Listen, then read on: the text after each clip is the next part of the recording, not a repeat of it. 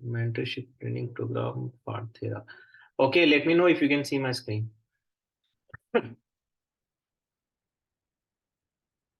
Screen दिख रही है क्या गाइस? दिख रही है क्या? यस यस यस सर, दिख रही है। तो गाइस आपके कोई भी क्वेश्चन हो 1 to 13, जो भी अपनी ये 13वां सेशन है अपना, अगर किसी को पता नहीं है तो 13वां सेशन है अपना। तो 1 से 12 तक जो भी सेशंस हुए हैं उससे रिलेटेड कोई क्वेश्चन क्वेरी कोई भी anything you can ask what ever it is, but it should be मतलब ये रिलेवेंट होना चाहिए। जो भी मैंने पढ़ा है ना 1 से 13 तक उसी के बारे में कोई क्वेश्चन तो पूछ लीजिए एक्स वाई जेड। बट ऐसा नहीं कि आपने कोई सेशन अटेंड ही नहीं किया और फिर आप मुझसे पूछे कि हेजिंग क्या है सर, ऐसा नहीं होना चाहिए। जो सेशन आपने अटेंड किया है उसके बारे में आप क्वेश्चन पूछ सकते हो।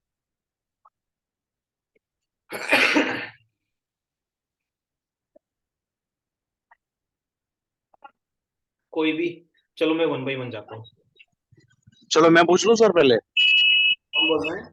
1 मिनट यार, ये मेरा थोड़ा सा ये स्क्रीन का 1 मिनट। कौन बोल रहे हैं? विपुल खत्री। हाँ जी विपुल जी, बोलिए जी सर। सर। सर मैंने लगभग 6 प्रोग्राम अटेंड किए हैं। ओके। अटेंड तो मैं एक भी नहीं कर पाया एक्चुअली, भगवान की मेहरबानी से, पता नहीं क्यों मेरा टाइमिंग ही ऐसा है। ठीक है। अच्छा, तो मैंने 6 प्रोग्राम देख लिए हैं। ठीक है। हम्म, बाकी के प्रोग्राम मैं कैसे देख पाऊंगा? मैं आज सारे अपलोड करता हूँ। मेरे को टाइम, मेरा थोड़ी तबीयत ठीक है। खराब थी, मैंने 6 ही अपलोड जी किए। जी, वो तो सारे सर समझ में आ रहा है, वो समझ में आ रहा है। बाकी की सारी रिकॉर्डिंग है ना, मैं आज ही जी मोस्ट प्रॉब्ली सब आज मैं उस पर अपलोड कर दूंगा। वही अपना चैनल, वहां पे जाके आप देख सकते हो। और वो आज लाइव ठीक है कर सर। दूंगा। फॉर्चुनेटली मुझे सैटरडे को कर लेना चाहिए क्योंकि सबको संडे को टाइम मिल जाता है, लेकिन मैं कर नहीं पाया, जी। मेरी हालत खराब थी। नहीं नहीं नहीं सर, देखो तबीयत के आगे और उस पे कहीं अपना हाथ होता नहीं है। ठीक है। तो मैं और अभी उसमें कर दूंगा। मुझे रिजॉइनिंग करना है। देखो मुझे बाद में दूसरा बात जो करेंगे, अभी मैं वो आपको बिल्कुल सी अभी बाद में बोल रहा बात हूँ। करेंगे, उसके बारे में बाद में जी करते जी हैं। जी, मैं ठीक बोल रहा हूँ है कि सर, जो बाकी समझ गया सेशंस सर। है वो मैं आपको नहीं नहीं नहीं, ठीक बाद ठीक है अपलोड सर, करके डन दूंगा। Done done sir. ठीक है ना? और डन कोई डन सर, क्वेश्चन समझ हो, गया मैं आपकी बात। जो भी आपके आपने सेशन अटेंड, मेरा रिजन हो गया। हाँ आपके जो भी सेशंस अटेंड किए हैं आपने, अगर उससे रिलेटेड आपका कोई क्वेश्चन हो, जैसे किसी ने 6 सेशन नहीं सर, अटेंड। मुझे अभी मुझे कोई क्वेरी नहीं, कोई ठीक है। क्वेरी नहीं है सर। Thank okay you. तो मैं म्यूट हो रहा हूँ sir. Okay. Thank and you. Amar Raja ji, आपका कोई क्वेश्चन है? No no. ओके, छोटे लाल जी। सर जी मैं तो सेशन अटेंड ही नहीं किया, ना वीडियो देखा सर। मैं 1-2 सेशन अटेंड किया था, हाँ वही नहीं नहीं, आप देखो इसमें बात क्या थी। होता है ना, अब मेरे लिए कैसे दुविधा हो जाती है बताता हूँ मैं आपको। ठीक है, हम कितने सारे जी लोग हैं। अब जैसे आपका टाइमिंग अलग है, किसी और का टाइमिंग अलग है, किसी और का टाइमिंग अलग है। तो मैं हर किसी के जी साथ जी। टाइमिंग के साथ तो मैं एडजस्ट कर ही नहीं पाऊंगा ना। समझ रहे ना मेरी बात, कैसे करूंगा मैं? तो इसलिए हाँ मुझे बिल्कुल। तो बनाने पड़ते हैं। तो एटलीस्ट मैं रिकॉर्डेड वीडियो अपलोड कर दूंगा, आप वो देख लीजिएगा, कोई दिक्कत नहीं है। ठीक है ना? ओके कृष्णा जी, आपका कोई क्वेश्चन? नहीं सर। ओके गाइज, एक बात ध्यान रखिएगा, ट्रेनिंग सेशन में ये सीखने के लिए मैंने सेशन दिए हैं आपको, राइट? सो अगर इसमें से अगर आपको कुछ जानना है, पूछना है, तो खड़े होके बैक बेंचर की तरह नहीं, फ्रंट बेंचर की तरह हाथ खड़े करके पूछो। ठीक है ना? अगर आपको कुछ समझ नहीं आता, क्योंकि ये सेशन उसी के लिए, सीखने के लिए। ठीक है ना? काफी लोगों को लगता होगा कि यार ये क्या है, ये इंट्राडे, ये तो हमको पहले से पता, लेकिन ऐसा होता नहीं है गाइस। इनको इम्प्लीमेंट करिए आप, ठीक है ना? और इम्प्लीमेंट करना ही करना है अगर सीखना है तो। ठीक है ना? ये आपके ऊपर ही है कि आप ट्रेनिंग को कितना प्रोडक्टिव बनाते हैं। ये मेरे ऊपर, ट्रेनर के ऊपर नहीं होता कि ट्रेनर किस तरीके से आपको प्रोडक्टिविटी हमेशा डिपेंड करती है कि आप उसको किस तरीके से यूटिलाइज करते हैं। प्रोडक्टिविटी बोले तो मतलब उसको किस तरीके से यूटिलाइज करना है, वो आपके ऊपर डिपेंड करता है। ओके, चलो सफीकुल इस्लाम जी, आपका कोई क्वेश्चन? नहीं है। ओके, और कौन है? एंड अच्छा चलो ठीक है, मैं अपना सेशन स्टार्ट कर लेता हूँ फिर। ठीक है ना? तो सबसे पहले इंट्राडे ट्रेडिंग स्ट्रैटेजीज, तो इंट्राडे ट्रेडिंग स्ट्रैटेजी के बारे में बात कर लेते हैं। High low strategy, can anybody explain what is this mean, high low strategy?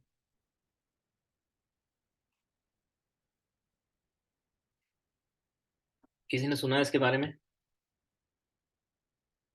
Okay, देखो हाई लो स्ट्रैटेजी क्या होती है। जब हम इंट्राडे करते हैं ना, जैसे मैं अगर मान लो जैसे आज संडे, राइट? फर्ज करो कि संडे को ट्रेडिंग सेशन हो रहा है कमोडिटीज में, नेचुरल गैस में, क्रूड ऑयल में, राइट? नेचुरल गैस का रेंज रहता है, जैसे अभी मान लो 243 है, तो मैं मान के चलूँ कि नेचुरल गैस का रेंज रहता है 235 to 243 के बीच में। ठीक है ना?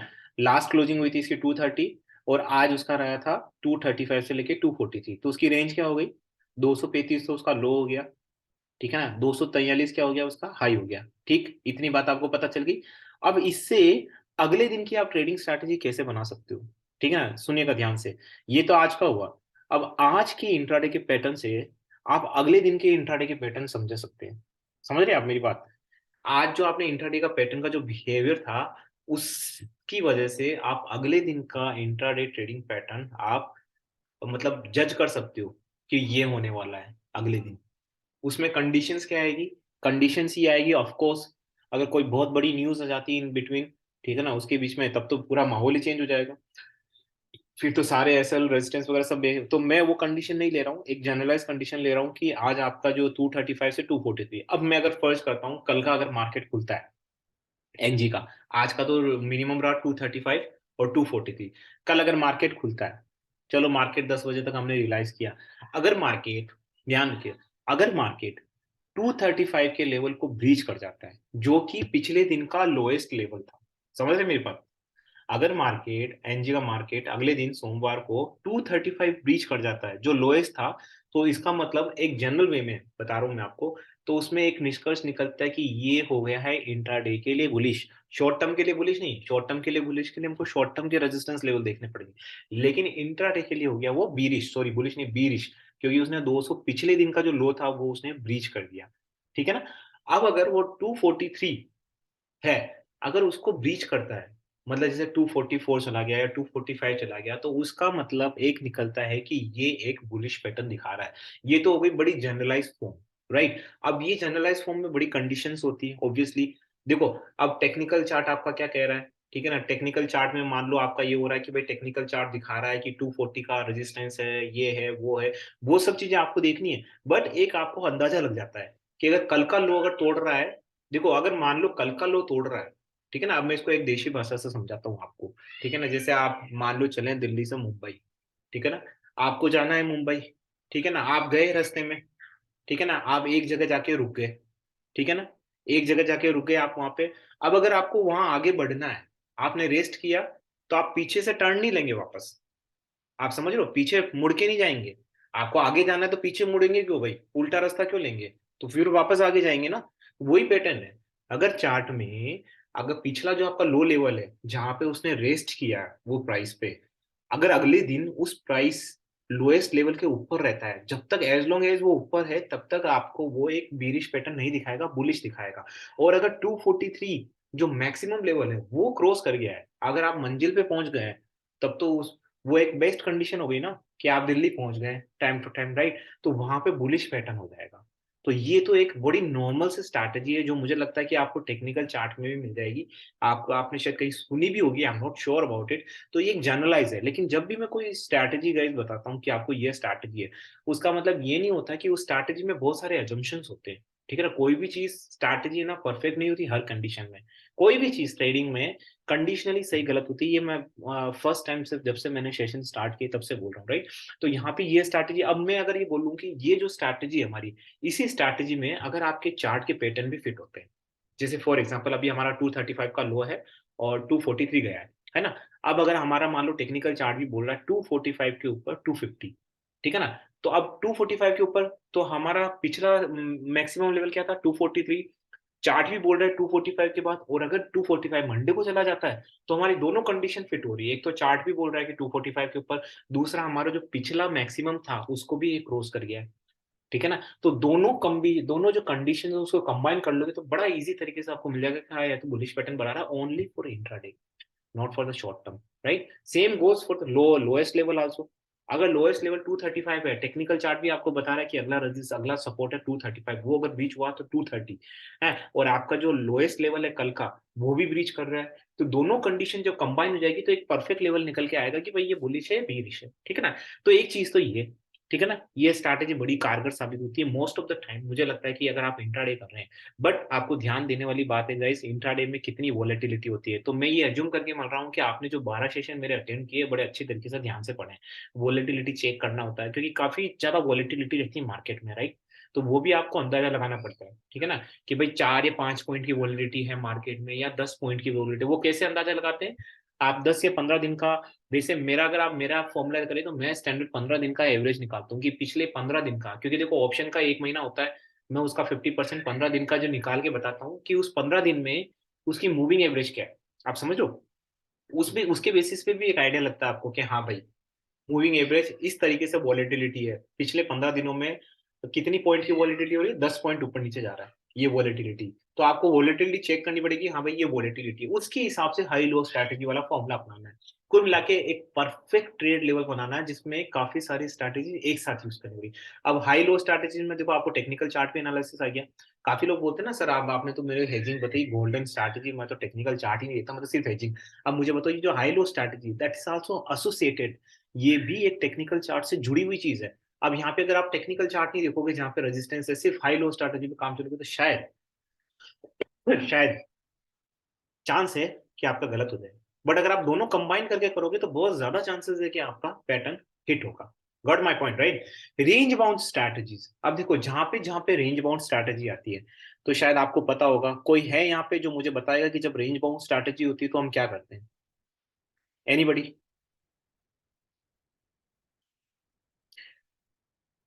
Anyone guys? Range bound strategy में हम क्या करते हैं? ओके, रेंज बाउंड का मतलब तो समझ आता है आपको, क्या रेंज बाउंड गाइस? लोग तो है ना कुछ नहीं रेंज करते। बाउंड है। स्काइपिंग कुछ नहीं करते हम तो। कौन कौन बोल रहे हैं सर ये? आलोक जी, हर लोग। आलोक जी बोल रहे हैं, पाटीदार जी? आलोक जी बोल रहे हैं।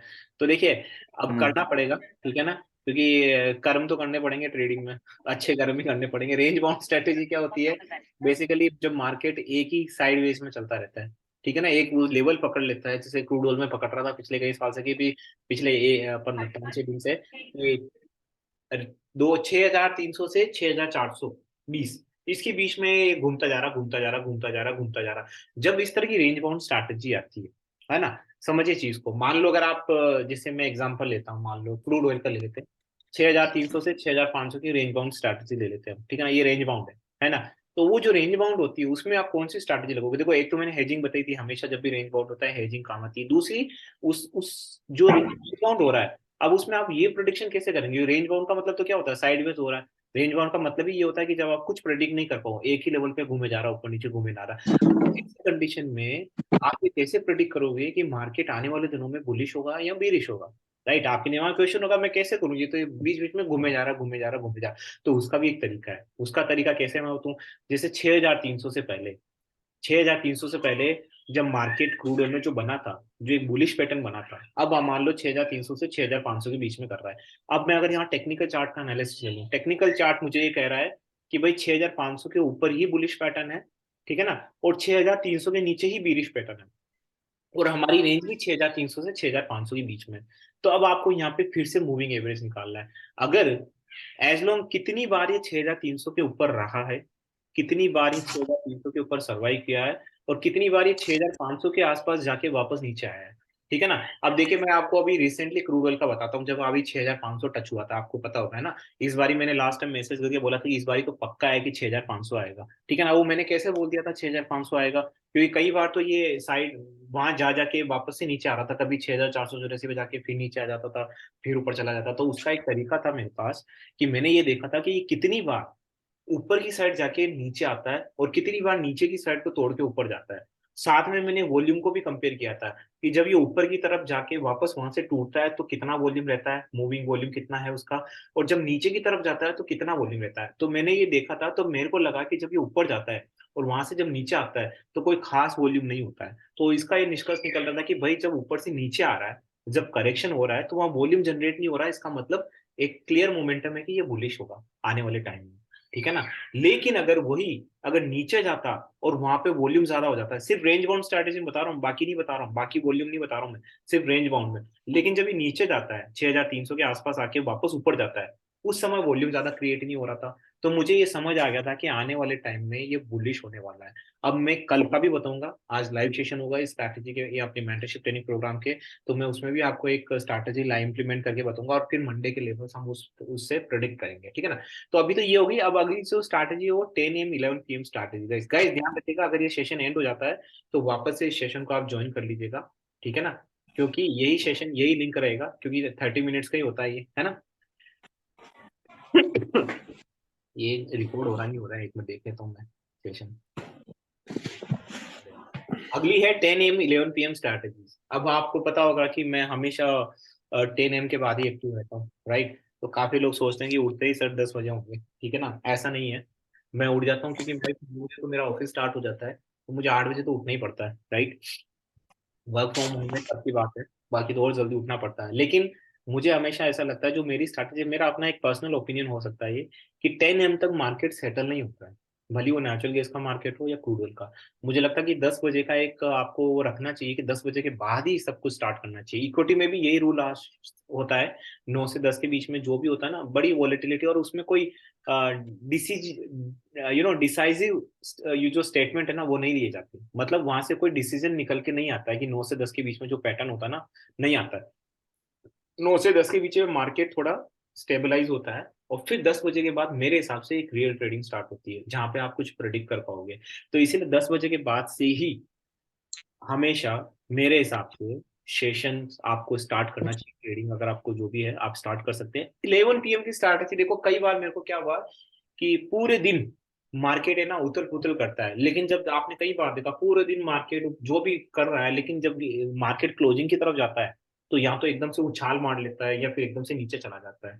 तो मैंने कई बार देखा है ऐसा, और मैं कई बार करता भी हूँ। 11 PM के आसपास मैं क्या करता हूँ, जैसे अगर मान लो आज का दिन का मार्केट है, मैं काफी ज्यादा बुलिश हूँ मान लो, ठीक है ना, लेकिन लेकिन मार्केट मेरे हिसाब से नहीं चल रहा है, ठीक है ना। मैं बुलिश हूँ लेकिन मार्केट बुलिश हो नहीं रहा है, या तो कंसोलिडेशन हो रहा है या नीचे की तरफ जा रहा है, मेरे को लग ही नहीं रहा। लेकिन मैं बहुत ज्यादा कॉन्फिडेंट हूँ भाई, क्योंकि मेरा टेक्निकल चार्ट को मैंने एनालिसिस किया, मैंने सब कुछ कर लिया, और मैं बहुत ज्यादा कॉन्फिडेंट हूँ कि भाई यार मार्केट तो ऊपर ही जाना चाहिए आज इंट्राडे के लिए। लेकिन पूरे दिन पर वो नीचे जाता है, तो फिर मैं क्या करता हूँ, मुझे समझ आ जाता है कि जब मार्केट क्लोज होगा तब ये सेटलमेंट कर देगी, तो मैं क्या करता हूँ, 10:30 या 11 PM के आसपास, है ना, अपनी जो भी, जैसे अगर मैं बुलिश हूँ तो मैं उस लेवल को, गाइस अपने आप को म्यूट कर लीजिए प्लीज।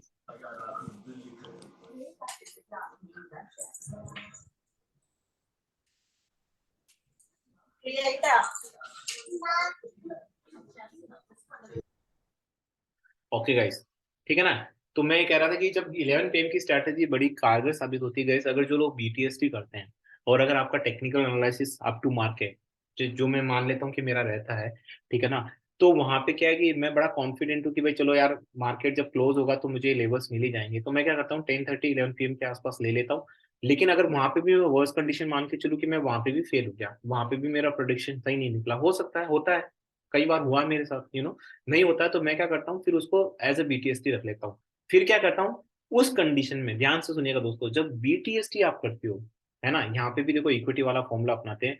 बीटीएसटी जब आप करते हो 11 PM के आसपास, अगर उसी दिन निकल जाता है तब तो ठीक है, अगर नहीं निकलता है तो अगले दिन क्या करना है आपको, जैसे ही मार्केट खुलता है, जैसे ही मार्केट खुलता है आपको निकाल देना है। जैसे अगर मान लो 11 PM के आसपास आपको मोमेंटम मिल रहा है मार्केट का, अच्छा खासा अपसाइड गया है, जैसे मान लेता हूँ मैं, अभी क्रूड ऑयल 6,500 मान लो, संडे को मान लीजिए ट्रेडिंग हो रही है, 6,400 पहले की क्लोजिंग थी, और आज 6,500 के आसपास ऊपर बढ़ा है। 11 PM के आसपास या 11:30 PM के आसपास एकदम से बढ़ के बढ़ा है, तो आप क्या करेंगे, उसके आसपास ले लेंगे, बीटीएसटी के लिए रख लेंगे। अगले दिन क्या करेंगे, वो जो मोमेंटम बना रहेगा उसके साथ निकाल लेंगे। ये हम इक्विटी में भी क्या करते थे, तो उसमें क्या 1% का मार्जिन आपका निकल जाता है, तो उसमें आपको 10 बजे से पहले करना है। उसमें कंडीशन चेंज हो जाती है, उसमें 10 बजे के बाद कुछ है ही नहीं, 10 बजे से पहले, क्योंकि 10 बजे बाद तो रिस्क आपकी स्टार्ट हो जाती है। आप समझ रहे हो मेरी बात, क्योंकि 10 बजे के बाद से नया ट्रेड स्टार्ट हो जाता है, एक तरीके से मान लो फ्रेश डे स्टार्ट हो जाता है ना। और जो मोमेंटम रहता है ना कल का, वो लॉन्ग लास्टिंग नहीं रहता है,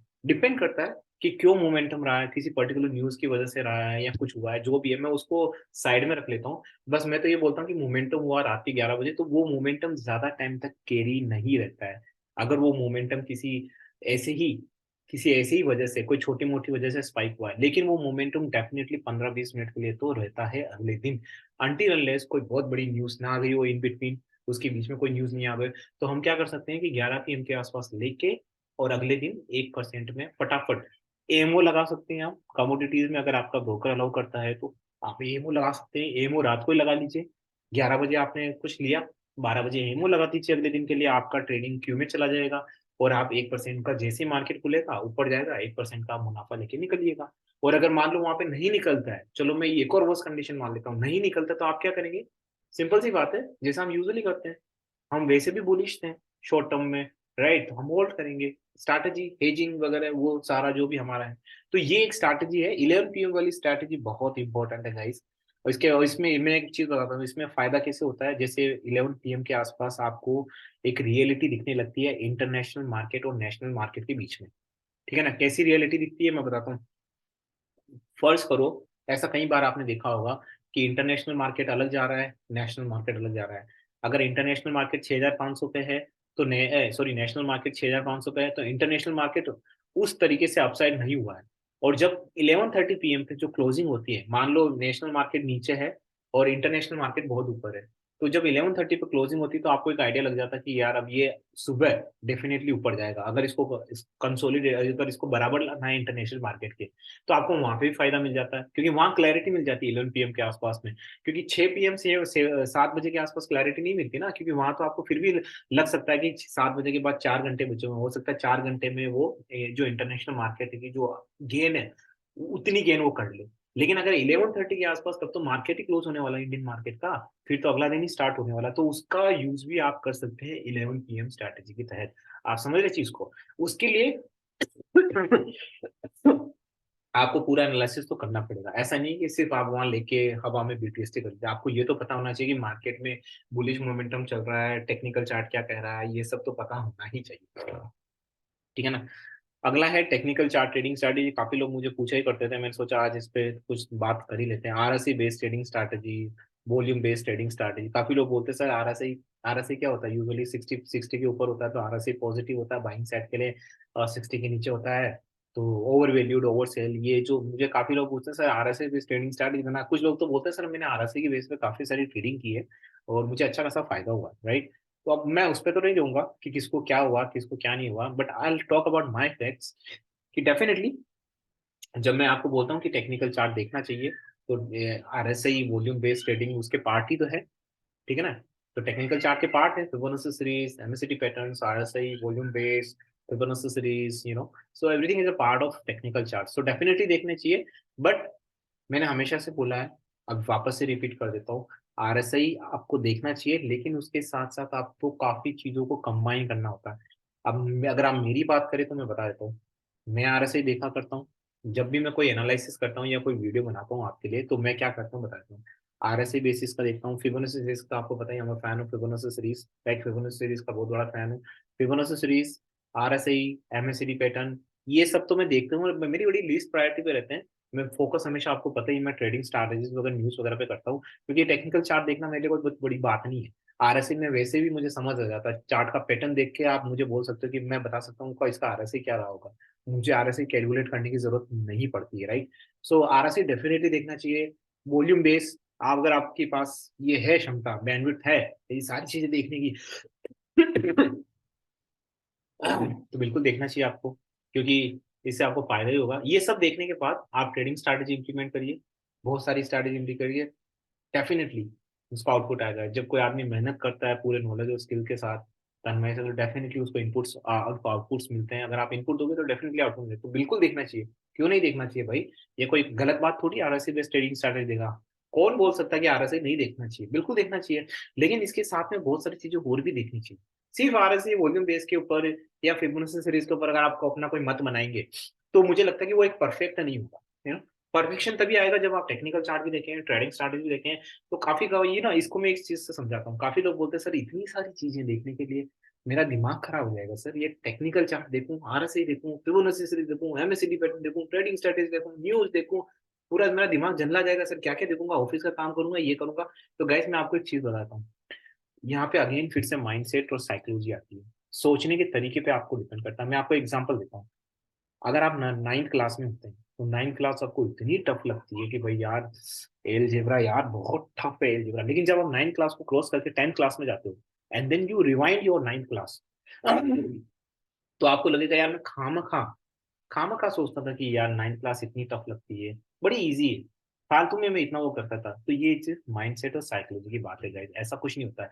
आप जब कार चलाना सीखते हैं, अगर आप कोई है टू व्हीलर्स के बाद जब कार चलाना सीखते हैं, तो कार के कंट्रोल वही होते हैं, लेकिन सिमेट्री बैठाना बहुत मुश्किल हो जाती है यार। एक हाथ से है, एक हाथ से स्टीयरिंग पकड़ना है, एक हाथ में ब्रेक है, दूसरे पाँव में क्लच दबाना है, एक है एस्केलेटर भी दबाना है, मतलब सारी चीजें एक साथ कैसे करेंगे भाई साहब, है ना। बड़ी मुश्किलात होती है, लेकिन धीरे धीरे जब आप प्रैक्टिस करते हैं तो आपको धीरे धीरे एक हाथ से आप स्टीयरिंग पकड़ना भी सीख लेते हैं, ब्रेक टाइम टू टाइम लगाना, उसी पाँव से क्लच भी दबा सकते हैं, रेस भी लगा सकते हैं। तो ये सिर्फ प्रैक्टिस की बात होती है, एंड कुछ कर गुजरने वाली बात होती है, आपकी विल पावर की बात होती है। तो ये सब चीजें बड़ी आसान है, इसके लिए प्रैक्टिस की जरूरत है। प्रैक्टिस कैसे होगा, जब आप डेली असाइनमेंट करेंगे, डेली इन चीजों को इम्प्लीमेंट करने की कोशिश करेंगे कि हाँ भाई मुझे करना है डिसिप्लिन तरीके से, ठीक है ना। देखो ये सब माइंडसेट और साइकोलॉजी की बात है। ट्यूशन जब आप अपने बच्चों को भेजते हैं, तो आपको क्या लगता है कि जब आप उनके ट्यूशंस लगा के उनको एक्स्ट्रा ज्ञान मिल रहा है? नहीं, ज्ञान व्यान क्या मिलता है, उनका एक रूटीन बन जाता है। आपने देखा होगा, उनका एक रूटीन बन जाता है कि भाई सुबह 9 बजे उठते ही आपको ट्यूशन जाना है, सुबह 9 बजे उठते ही। लेकिन अगर वही मैं बोलूँ कि ट्यूशन क्लासेस बेटा आपके पापा ही लगाएंगे आपके घर पे, तो आप हो सकता है 9 बजे नहीं उठे, आप आराम से उठेंगे, 9:15 बजे उठेंगे, 9:30 बजे उठेंगे, और आपका जो डिसिप्लिन है वो ब्रेक हो जाएगा। So it's all about psychology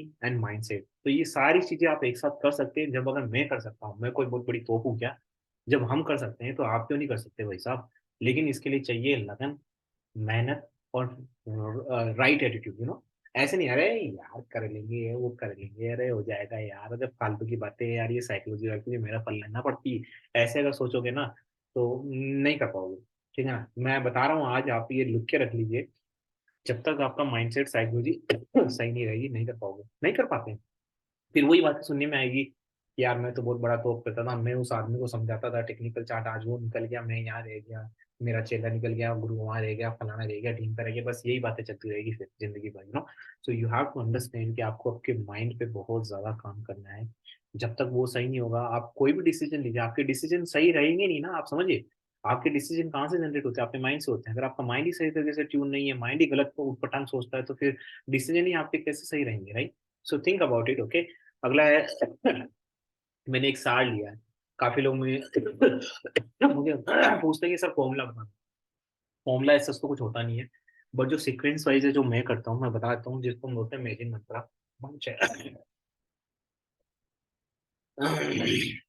ठीक है ना। सबसे पहले आपको क्या करना होता है, जो मैं करता हूँ बताता हूँ। सबसे पहले जैसे ही मेरे दिमाग में आता है क्रूड ऑयल नेचुरल गैस का काम, आपको पता है मैं वीडियोज भी जब स्टार्ट करता हूँ तो मैं सबसे पहले न्यूज के पास चला जाता हूँ। न्यूज देखनी है आपको, न्यूज का एनालिसिस कैसे करना मैंने आपको एक अपने सेशन में बताया था। दो तरह की न्यूज होती है, मैंने आपको बताया था, आपको याद है या नहीं है। एक न्यूज होती है जो ब्लॉग के थ्रू आ जाती है, कोई भी ब्लॉग लिख लेता है, जैसे यूट्यूब पे कोई भी वीडियो बना रहा है, आपने बना लिया, मैंने बना लिया, मैं बोल दिया कि क्रूड ऑयल ऊपर जाएगा, ये मेरा हो गया। लेकिन वहीं अगर बाइडेन साहब का कोई कमिटमेंट आता हो, ऑफिशियल कोई कमिटमेंट आता हो ओपेक से कि क्रूड ऑयल में ये है, तो वो एक अलग चीज होती है। एक ब्लॉगिंग अलग चीज होती है और एक ऑफिशियल इन्फॉर्मेशन अलग चीज होती है। अगर कोई ब्लॉगर अपना आर्टिकल लिख रहा है, जो आपको कई बार मैं अपनी साइट पे वो जो ऑयल प्राइस वाली है उस पर भी दिखाता हूँ, तो वो जो कोई फाइनेंशियल जो ब्लॉगर्स होते हैं वो कुछ भी लिख सकते हैं। ठीक है ना, आप कार पे जाओगे कहीं और जाओगे, वहां पे कोई कुछ भी डाल सकता है। ठीक है ना, गूगल पे भी आपने देखा होगा कि हम लोग भी तो डालते हैं गूगल पे इन्फॉर्मेशन, तो वहां पे भी कोई भी कुछ भी डाल देगा न्यूज वगैरह। तो इसका मतलब ये थोड़ी कि वो न्यूज सही हो जाएगी, राइट? लेकिन अगर कोई ऑफिशियल न्यूज आती है तो उसके इम्प्लीकेशन अलग होते हैं। So you have to understand कि ये न्यूज ऑफिशियल है या ये न्यूज किसी ब्लॉगर ने ऐसे ही डाली है, वो कुछ सोच रहा है उसके दिमाग में और उसने डाल दी है। ऐसी न्यूज बहुत सारी आती है, right? So you have to understand. तो मैंने पहले ही से एक वीडियो बनाया, उसके ऊपर आप देख सकते हैं, तो आप न्यूज एनालिसिस उसके बेसिस कर सकते हैं। जियो पॉलिटिकल ड्रामा तो आपको आना ही चाहिए, राइट? टेक्निकल चार्ट एनालिसिस, काफी लोग मेरे मेरे पीछे पड़ जाते हैं, सर लाइन चार्ट बताइए, लाइन चार्ट बताइए, लाइन चार्ट बताइए। मैं कहा पहले भाई कैंडल स्टिक को देख ले भाई, पहले कैंडल स्टिक आपको सीखना है। इतने पारंगत होने चाहिए कि कैंडल स्टिक मुंह पे याद हो जाए। मैं कह रहा हूँ ऐसा हो जाना चाहिए कि आपने कैंडल स्टिक पे आपको ना कैंडल बना बना के देखने की जरूरत ना पड़े। जैसे कैंडल स्टिक सामने ही आपके दिमाग में फटाफट क्लिक हो जाना चाहिए कि अपसाइड है। इस तरह के लेवल पे अगर आप पहुंचते हो, उसके बाद आपको लाइन चार्ट पे जाना चाहिए। ठीक है ना। अभी लाइन चार्ट देख के मैं बोल देता हूँ, आपने देखा होगा जब मैं वीडियो बनाता हूँ तो मैं ज्यादा मेहनत ही नहीं करता। आपको लगता होगा कि पहले से प्री डिफाइन है, अजय भाई ने पहले से देख रखा होगा ये, तो वो वहां जाके ऐसा नहीं है। गाइस आप तो जानते ही हैं हमारा, ठीक है ना, अपनी ईमानदारी वाला काम है। आपके सामने ही यूट्यूब पे देखता हूँ, आप सोचिए कि कितना टाइम लगता है मुझे टेक्निकल चार्ट को देखने में। राइट, वो प्रैक्टिस, प्रैक्टिस से होता है। प्रैक्टिस से आदमी एक रस्सी पे भी भागते भागते चले जाते हैं। सोचो यार, एक शेर भी रस्सी पे भाग भाग के चला जाता है। जब जानवर को प्रैक्टिस करवा लेते हैं तो जानवर इतना कर लेता है, तो हम तो साले इंसान हैं और हमारा तो यहाँ पैसा लगा हुआ है। Practice is the key of success, वो आपको जरूर करना पड़ेगा। तो टेक्निकल चार्ट एनालिसिस में आपको क्या क्या देखना है, देखिए बहुत सारी चीजें होती हैं, जैसे आप मैंने बताई RSI, MACD वॉल्यूम्स वगैरह, वो सब तो देखना ही होता है आपको, ठीक है ना। 1 डे टू 1 ईयर का चार्ट, देखो काफी बार क्या होता है कि जब आप इंट्राडे भी कर रहे होते हैं तो उसमें हो सकता है कि 30 डेज का जो मूविंग एवरेज है उसका रेजिस्टेंस आ रहा हो, या हो सकता है कि 250 डेज का या 1 ईयर का, तो मैं परफेक्शन अगर आपको चाहिए तो you always have to analyse from 1 day to 1 year. Okay, उसके बेसिस पे आपको, क्योंकि देखो अगर उन सबके बेसिस पे अगर एक कॉमन आउटपुट आ रहा है तो कितना परफेक्ट लेवल होगा वो, और हमको अपने परफेक्ट लेवल पे ही जाना है क्योंकि हमने अपना पैसा लगाया भाई। तो टेक्निकल चार्ट का एनालिसिस भली कैंडल स्टिक हो या लाइन चार्ट हो, कोई भी करें आपको, लेकिन आपको पूरा डिटेल में आना चाहिए। आधा अधूरा नॉलेज, देखिए गाइस मैं पहले बताता हूँ, आधा अधूरा नॉलेज एक स्लो पॉइजन की तरह होता है। काफी लोगों से आप पूछोगे ना कि सर आपको कैंडल स्टिक आती नहीं आती, मैंने काफी लोगों से पूछा है, और आप यकीन मानेगा 95% लोगों से मेरे पास यही रिप्लाई था, हाँ सर थोड़ा बहुत देख लेते हैं। अरे भाई, आधा अधूरा ज्ञान किसी जहर से कम नहीं है, ध्यान रखिए दोस्तों, सही बता रहा हूँ, आधा अधूरा ज्ञान आपको लुटिया हो सकता है। आधा अधूरा क्यों यार, इतना सब कुछ पड़ा हुआ मार्केट में यार। 1992 के जमाने में सोचो, जब ये बड़े बड़े इन्वेस्टर्स हुए हैं, उनके पास कुछ नहीं था, गूगल गूगल पे इतना कुछ नहीं मिलता था। आप देखो अभी, उस समय तो कंप्यूटर ही नहीं थे, उससे पहले आपके पास इतनी सारी इन्फॉर्मेशन है यार, उसके बाद अगर आप नहीं कर पा रहे हो तो आपकी जो क्वालिफिकेशन है, जो एजुकेशन है, कोई मतलब नहीं उसका। तो टेक्निकल चार्ट एनालिसिस डेफिनेटली करो। Trading strategies, definitely you have to follow all the trading strategy, जितनी ट्रेडिंग स्ट्रैटेजीज आप आपने पिटाने को उतनी ही कम है। माइंड गेम, ये बड़ा इंपॉर्टेंट है, ये तो मुझे लगता है कि खिलवाड़ किया जाता है, अगर किसी के साथ खिलवाड़ किया जाता है रिटेल इन्वेस्टर के साथ, तो वो यही है, माइंड गेम। बहुत खिलवाड़ किया जाता है, मैं सही कह रहा हूँ, अगर आप मेरे से पूछे ना तो मैं तो ये बोलूंगा कि 97% लोग डूबते हैं इस माइंड गेम की वजह से, क्योंकि आपके दिमाग के साथ खिलवाड़ किया जाता है। खिलवाड़ कौन करते हैं, यू ऑल नो राइट, किस तरीके से करते हैं ये भी आपको पता है राइट। तो ये जब तक, मैंने कहा ना, सारी प्रॉब्लम और सारे सॉल्यूशन यहीं से निकलते हैं, ये जो वाला है ना, ये सारे सॉल्यूशन सब कुछ यहीं से निकलता है, प्रॉब्लम भी यहीं से निकलती है और सॉल्यूशन भी यहीं से निकलता है, कि अब आपके ऊपर डिपेंड है कि आपको क्या निकालना है, प्रॉब्लम निकालनी है या सॉल्यूशन निकालना है, राइट।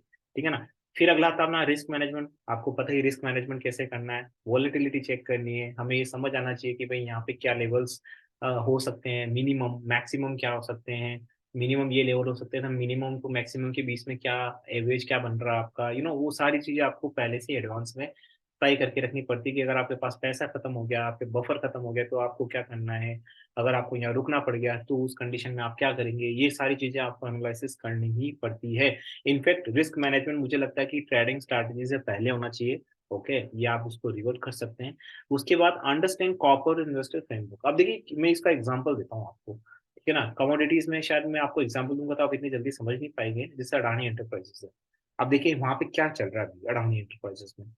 अब मुझे बताइए, जो एक टेक्निकल बंदा है, टेक्निकल चार्ट में फाड़ू है, ट्रेडिंग स्ट्रैटेजीज में फाड़ू है, बहुत बड़ा फाड़ू है, मान लीजिए प्रो लेवल का है, ठीक है ना। भाई साहब वो गया अडानी एंटरप्राइजेज में, अडानी एंटरप्राइजेज में उसने क्या किया, अपना इन्वेस्ट किया बेस्ड ऑन हिज क्वालिटीज। कौन सी ट्रेडिंग स्ट्रैटेजी वाली क्वालिटी है उसके पास, news analysis, technical chart analysis, सब कुछ है उसके पास, लेकिन उसके पास इस चीज की कमी है, ये वाली, along with this one as well, क्योंकि आपको पता ही है अडानी में तो पूरा गेम ही हो रहा है।